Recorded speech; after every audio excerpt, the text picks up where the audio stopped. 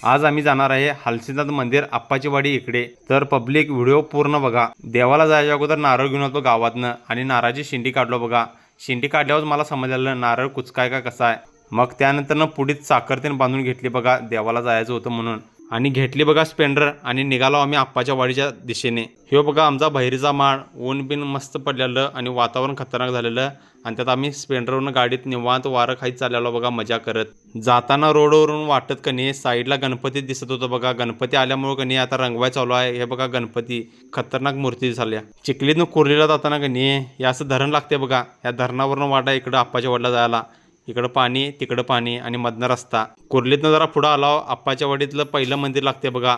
इथं गर्दी ढीग होती। त्यानंतर इकडं आलो बघा। जाईल तिकडं नुसती गर्दीच असते बघा। इकडं पण गर्दी फुलच होती आज। बाहेरनं लांब लांबनं माणसं आलतीत बघा। गाड्या बिड्या पार्किंग केवढ्या केल्यात। तिथनं आलो बघा मंदिराजवळ।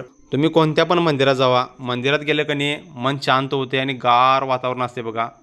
देवाच्या पाया पडलो, दर्शन घेतलं। बोला हलसीनाथाच्या नावानं चांग भलं। देवाचं मुख दर्शन घेतलं, गणपती बाप्पाचं दर्शन घेतलं। नवनाथांच्या मधला हा एक नाथ आहे आणि हलसीनाथ सगळ्यात मोठा आहे, कडक देव आहे हा। इथल्या घंटे आहेत का नाही लय उंचावर आहेत बघा। इथली घंटी वाजवायला का नाही नशीब लागते। एवढी उंच उडी मारून का नाही इथली घंटी वाजवा लागत्या।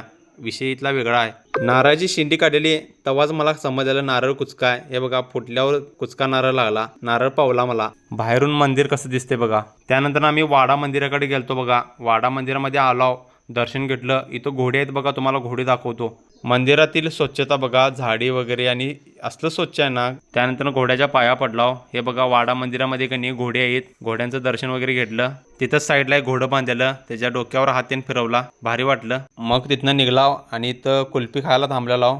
कुल्फीतून खाली आमच्या गावातली पोरं आली बघा। मोबाईल काढल्यावर कनी सनकत गेली बघा। यो टॉपचा बंडा आहे बघा। त्यानंतर दुसऱ्या मंदिरात आलो बघा। इथं पाया पडलाव, दर्शन घेतलं। मंदिराच्या बाहेरच इथं महादेवाची पिंडी होती, महादेवाचं दर्शन घेतलं।